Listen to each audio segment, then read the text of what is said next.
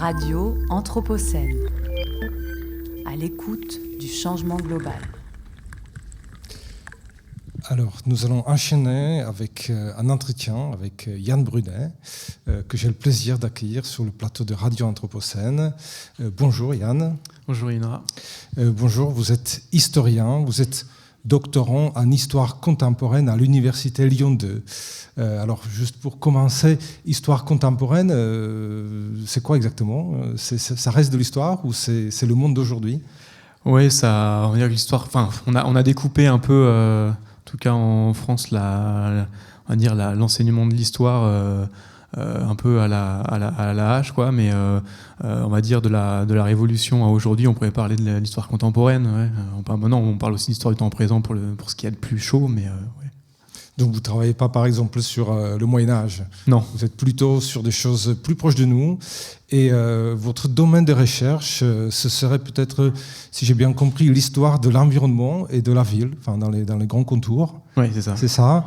Notamment un travail sur les déchets, sur les sols, sur la pollution, sur l'eau et sur la gestion des flux.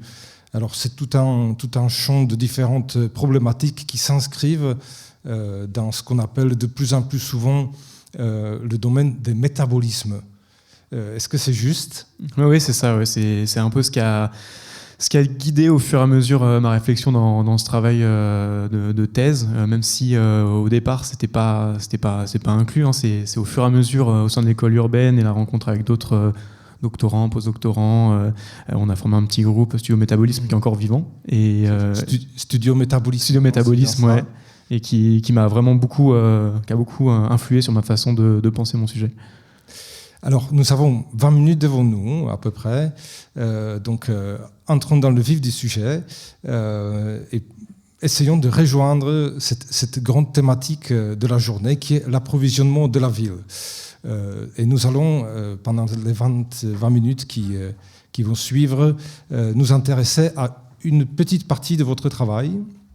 Nous allons commencer par la question de l'eau, donc par l'approvisionnement par l'eau potable, l'eau tout court de l'agglomération lyonnaise. Hein, donc, vous avez travaillé sur l'historique, sur l'histoire, l'approvisionnement de l'eau à Lyon. Ça date de quand ? Alors, dans mon sujet, l'approvisionnement en eau potable de Lyon et de l'agglomération, c'est effectivement une toute petite partie, parce que moi, ça n'a pas été, le sujet principal de mon sujet, mais au fur et à mesure, c'est vrai que moi, je me suis rendu compte que le contexte hydrogéologique influait sur la manière dont on gérait les déchets.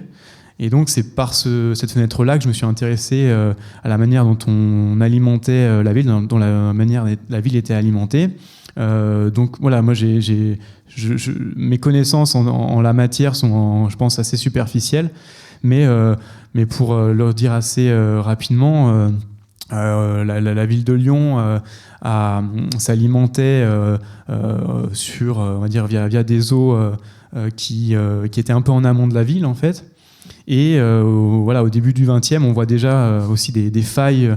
Et la vulnérabilité de ces ressources-là, parce qu'on a une contamination d'un puits qui entraîne une épidémie de typhoïde en 1928, par exemple, et où voilà, on voit vraiment les risques de contamination via des matières fécales. Et, donc, on comprend qu'on va devoir, en termes de quantité aussi, mais de qualité, d'éloigner aussi les lieux d'extraction de cette ressource-là, plus éloigné du lieu d'agglomération, lieu d'urbanisation, pour s'assurer d'une qualité minimale pour la santé des populations. Alors peut-être pour avoir une sorte de vision d'ensemble, l'eau que nous consommons à Lyon aujourd'hui, et peut-être historiquement, elle vient d'où en fait ? Est-ce que c'est l'eau du Rhône ? Alors c'est une eau qui est prise donc des champs captants un peu en amont sur le Rhône, effectivement, entre on va dire entre la Fessine et Miribel-Jonage, on a des champs captants qui alimentent l'agglomération. Et donc ça s'est mis en place progressivement dans les années 50-60. En fait, on a la ville de Lyon qui cherche à transformer son système d'alimentation, justement pour aussi éloigner ces champs-là.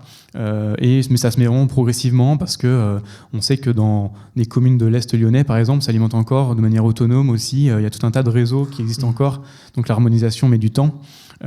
Et en fait, ces eaux sont des eaux souterraines, mais qui, selon les dynamiques des crues du Rhône, finalement, on a une connexion entre l'eau du Rhône, de l'eau aussi qui est des eaux souterraines aussi, qui proviennent de couloirs fluvio-glaciaires de la plaine de l'Est lyonnais, et tout ça est en relation.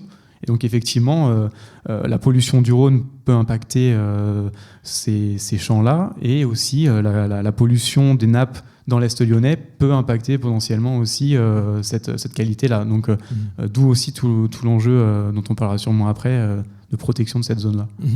Donc, si je comprends bien, cette captation de l'eau souterraine, donc c'est de l'eau qui est dans des puits, qui est au fond, qui est en dessous du niveau du Rhône, mais néanmoins ça communique. Donc, c'est ce qu'on appelle la nappe phréatique, hein, c'est ça. Donc, alors je suis pas géologue ou même géographe pour le coup, mais voilà, ce sont des espaces qui sont en relation. Et effectivement, pour l'avoir regardé un petit peu, ça dépend en fait des régimes en fait du Rhône, parce que selon qu'il est en crue ou en décrue, on a des communications sortantes, entrantes. Donc c'est assez complexe. Mais ce qui est sûr, c'est que les études qui ont été faites pour essayer de comprendre comment ça fonctionnait, plus précisément, notamment des années 60-70, on comprend que, en tout cas, si on ne fait pas attention à l'espace justement de l'Est lyonnais qui alimente potentiellement et en partie justement cette zone-là, on peut faire face à des contaminations graves de l'eau. Et est-ce qu'on pourrait juste avoir une idée de l'ordre de grandeur du développement des réseaux? J'imagine que c'est quelque chose qui suit le développement de la ville, les besoins en eau potable ou à l'eau industrielle. Alors là, je peux pas donner de chiffres précis. Je sais simplement que effectivement le réseau, historiquement, on a un réseau lyonnais, un réseau des communes autour de Lyon qui avait formé un syndicat pour cette alimentation. Donc on avait vraiment une distinction Lyon-Ville-Centre et à l'extérieur avec leur propre réseau. Et finalement, cette harmonisation s'effectue au moment de la création de la Courlie, où progressivement, ce champ captant aussi va alimenter d'autres communes. Et progressivement, le réseau va aussi alimenter ces communes de l'Est lyonnais. Mais ça prend beaucoup de temps à s'harmoniser. Et effectivement, il s'est développé aussi au fil des besoins, des populations qui augmentent, des besoins probablement aussi industriels, effectivement. Donc, mais dans les archives, on voit souvent effectivement cette question de la nécessité de faire face à la demande qui est de plus en plus importante. Donc, dès le XXe siècle, c'est une question récurrente. Et parlons maintenant plutôt de la qualité. À partir de quel moment on a commencé à s'intéresser à la qualité de l'eau potable? Alors je pense, j'ai pas fait une histoire de l'histoire des usages de l'eau, mais à mon avis on a à peu près, je pense, fait attention à la qualité. À mon avis, depuis très longtemps, mais dans mon sujet, en tout cas, on note une évolution de cette appréhension-là, de l'intérêt et du soin qu'on veut porter à cette ressource-là. Dans les années 60 notamment, donc on a des textes, la loi sur l'eau en 1964, des textes sur les protection des zones de captage à la fin des années 60. Donc on a les agences de l'eau aussi qui sont mises en place, et qui vont, peut-être on en reparlera, mais ont un rôle vraiment central dans la protection, dans la gestion de cette ressource-là, comme intermédiaire auprès des industriels, sur les soutiens qu'ils peuvent fournir aux industriels pour repenser leur processus industriel, pour éviter qu'il y ait des déchets et des rejets incontrôlés, pour soutenir pour des études, pour des usines aussi. Donc ils sont vraiment, ces agences-là sont vraiment omniprésentes auprès des acteurs usagers de l'eau. Et en fait, leur rôle est d'appliquer ce principe de pollueur-payeur aussi. Ils n'ont pas un rôle de sanction, de contrôle, mais vraiment un rôle d'incitateur. Ils ont un rôle très très important. Alors, dans les documents que vous m'avez fait parvenir pour préparer un petit peu cet entretien, il y a un petit paragraphe qui a retenu mon attention. Vous évoquez un épisode de 1969 où un rapport géologique justement revient sur cette possibilité ou sur cette connexion entre la pollution de la plaine de l'Est lyonnais et les nappes phréatiques. Donc, est-ce que ce serait lié justement un petit peu les années 70 où on commence à comprendre à la fois l'importance ou la finesse de la pollution et les activités industrielles qui se développent aussi dans cette période fortement. Vous avez travaillé particulièrement sur l'Est lyonnais. Pourquoi ? Alors justement, j'ai travaillé sur l'Est lyonnais parce que pour moi, c'est vraiment la zone vitale d'alimentation et de développement en fait, de l'agglomération, puisque donc géologiquement en fait c'est la zone où on a ces couloirs fluviaux-glaciaires, où on a une nappe qui est accessible aisément, mais aussi qui est vulnérable du coup, et qui va être mobilisée pour à la fois l'alimentation en eau potable de l'agglomération, mais aussi en fait pour les usages industriels, l'agriculture, parce que pour reprendre un peu ce qu'a pu écrire un jeune ingénieur des mines qui était dans une agence financière de bassin, Jacques Vernier, il expliquait qu'effectivement en fait, la qualité de l'eau, c'est pas simplement en termes de potabilité, mais aussi pour les usages industriels. Parfois, les seuils, les degrés de qualité demandés pour des usages des procédés industriels sont parfois plus importants, plus stricts que pour l'eau potable. Et en fait, on a des besoins très, très stricts. Donc même les industriels eux-mêmes peuvent avoir besoin d'une eau qui n'est pas contaminée. Et dans les années 60, on a ces politiques de métropole d'équilibre, de développement donc de l'agglomération lyonnaise. Et l'eau est au cœur aussi sa préservation est au cœur de cette politique-là pour permettre à l'agglomération de se développer. Et pour avoir une petite idée, quand on parle de pollution par les activités industrielles, comment est-ce que ça communique ? Ce sont des rejets dans le Rhône qui se retrouvent après dans la nappe phréatique ou Alors moi je me suis du coup intéressé, alors ça peut être effectivement par rejet direct dans des cours d'eau, dans des fleuves. Moi je me suis intéressé au rejet liquide, semi-liquide des industriels, notamment en particulier chimiques, dans ces années 60-70 où en fait on n'a aucune installation à part la SRA qui était au port pétrolier de Givors. Pardon, ASRA SRA. Qui est une société historiquement une société de vidange et qui installait un four pour incinérer des déchets pétroliers à Givors et qui en gros a servi aussi d'expérimentation pour brûler différents déchets. Et on sait que des industriels faisaient appel à la SRA pour brûler ces déchets-là, mais que globalement on n'a absolument aucune installation définie précisément pour incinérer l'extrême diversité des déchets de l'agglomération des industriels de l'agglomération lyonnaise et qui sont extrêmement divers avant les années 70. Et donc entre-temps, ce qui se faisait, là je pense au cas donc, des traitements des huiles usagées, des huiles moteurs, huiles industrielles, où on récupérait des sortes de goudrons par exemple, et ces déchets-là, finalement on faisait appel à un transporteur qui ensuite trouvait une ancienne carrière et qui se mettait d'accord avec les acteurs locaux pour déverser ces goudrons-là. Et donc là potentiellement on pouvait avoir des pollutions, contaminations des eaux souterraines. Si je comprends bien, on s'en débarrassait tout simplement. Ça disparaissait quelque part dans le paysage, et puis sans que ça soit réglementé ou sans autorisation préalable et sans aucune idée de l'impact ou de l'évaluation.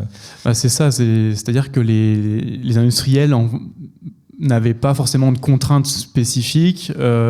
Lorsque c'est arrivé, on leur refusait finalement évidemment de rejeter ces déchets, ces résidus dans les décharges, on va dire, plus conventionnelles et des ordures ménagères, parce que là aussi, on avait un temps de transition où on a un mélange un peu de tous ces flux-là, où on peut retrouver des déchets industriels dans des décharges d'ordures ménagères, alors que c'est pas forcément autorisé, notamment à partir du début des années 70. On a des textes qui définissent qu'est-ce que c'est qu'une décharge contrôlée, par exemple. Donc, on essaye d'éviter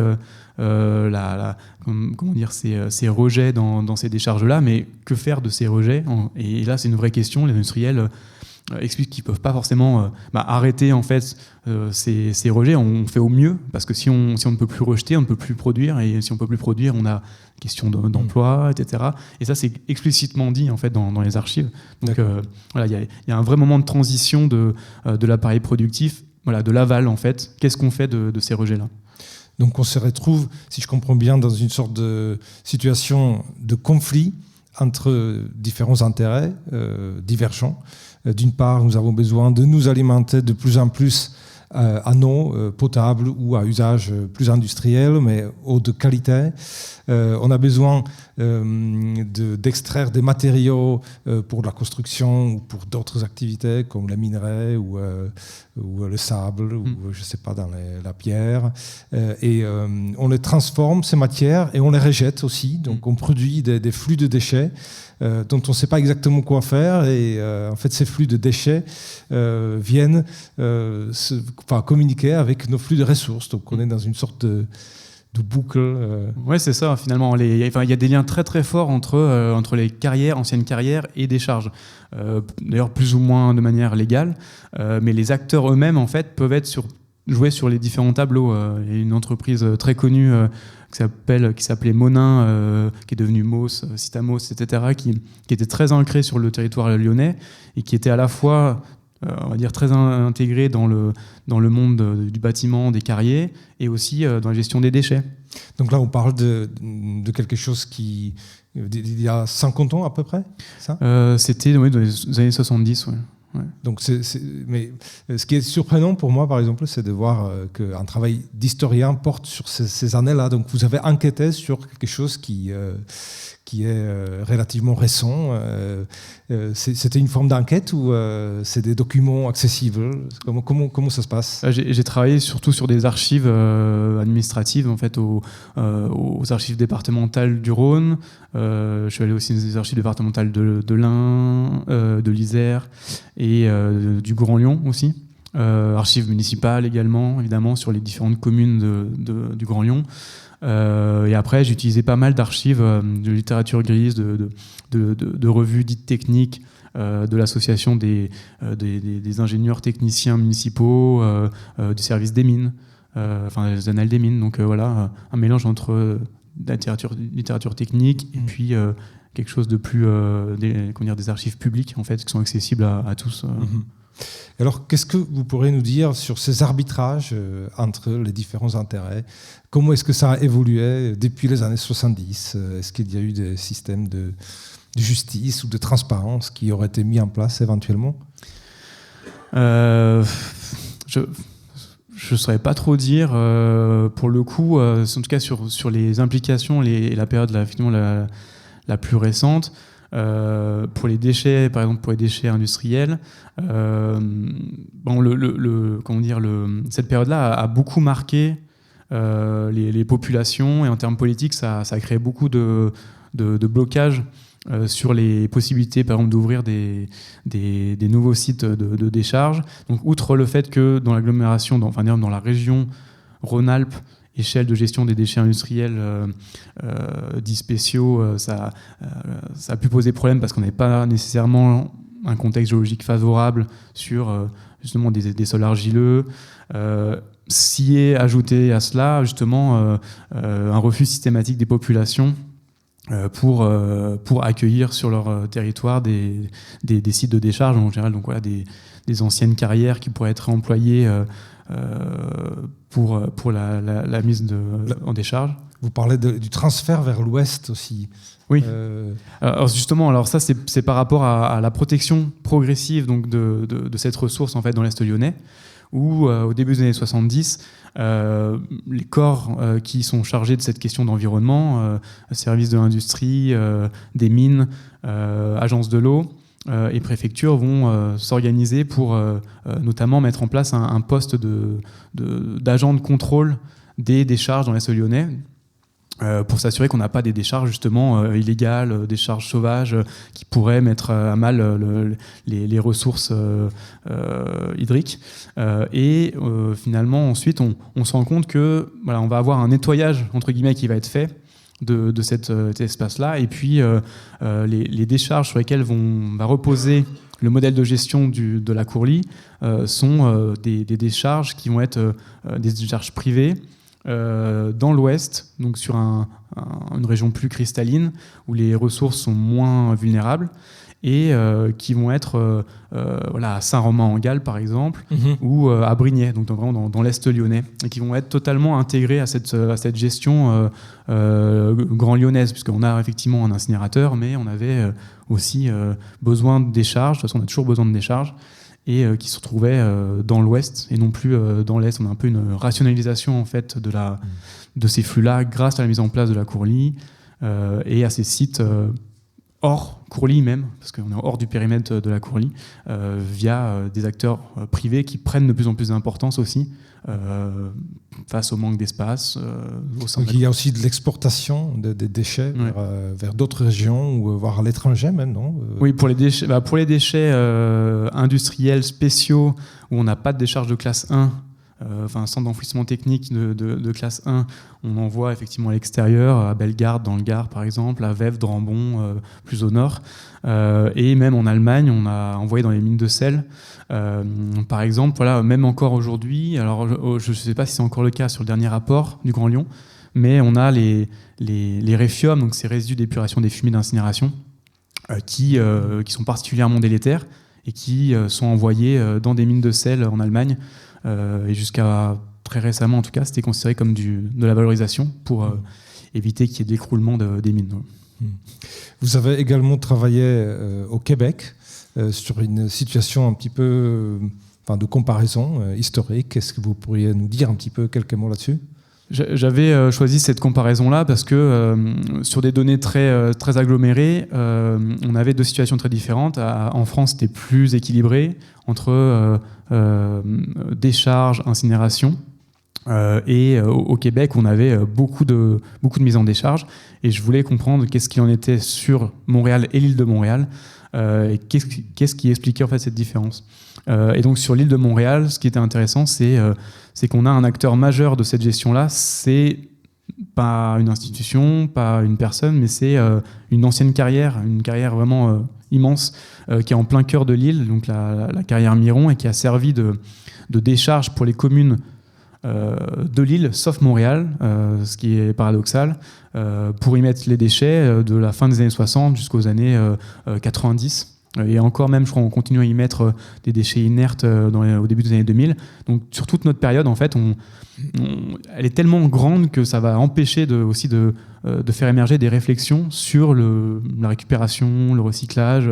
Les coûts sont si faibles, c'est pas un problème en fait. Et le fait qu'on ait un contexte géologique, hydrogéologique si particulier sur l'île de Montréal, participe aussi en fait de cette appréhension des flux et de la manière dont on va les gérer.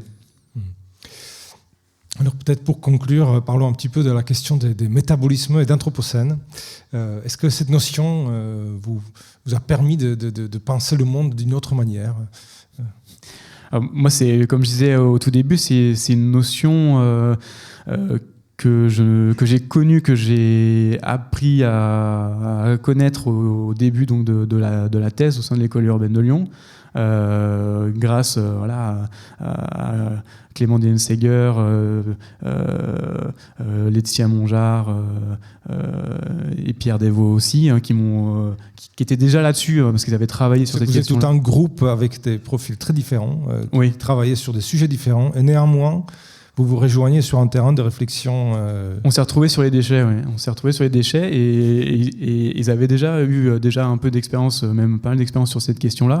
Et moi, ça m'a totalement pris en fait, et ça, dans la manière de penser en fait mon sujet. Et de même dans ma méthodologie à suivre les flux par les archives, c'est vraiment la manière dont j'ai pensé, et j'ai même poussé trop loin en fait la chose, parce que beaucoup de choses n'apparaissent pas dans la thèse, mais pour moi c'était vraiment essayer de comprendre où vont les flux. Il est produit à tel endroit, il est transformé par tel processus, donc qu'est-ce qu'il en sort et où est-ce que ça va. Donc c'est quelque chose de très, c'est sans fin vraiment, ça disparaît jamais en fait, la matière disparaît pas, elle se transforme, elle va à tel endroit. Mais ça a vraiment été au cœur de mon sujet. Et pour autant, c'est pas un concept que j'ai utilisé, que j'aurais plus théorisé que ça finalement. Mais ça a été effectivement on va dire un guide dans la manière dont j'ai mené cette question-là. Écoutez, on vous remercie pour cet entretien, pour ce partage de connaissances de votre recherche. Peut-être une dernière question pour la fin. Votre thèse, est-ce qu'on aura l'occasion bientôt de participer à la soutenance, puisque tout ce que vous avez dit, c'est extrêmement intéressant pour nous tous qui habitons de près ou de loin l'agglomération lyonnaise. Alors, je suis sur la toute fin, donc j'attends que ça aussi, sur des fins de relecture, et de toute façon, je tiendrai informé évidemment les membres de la Cité Anthropocène et voilà, relier aussi à l'extérieur, parce que pour moi c'est vrai que l'expérience de l'école urbaine de Lyon était tellement exceptionnelle que voilà, je garde encore un super moment avec les membres. Ouais. Écoutez, merci beaucoup et on vous souhaite une bonne continuation jusqu'à la ligne finale. Merci beaucoup.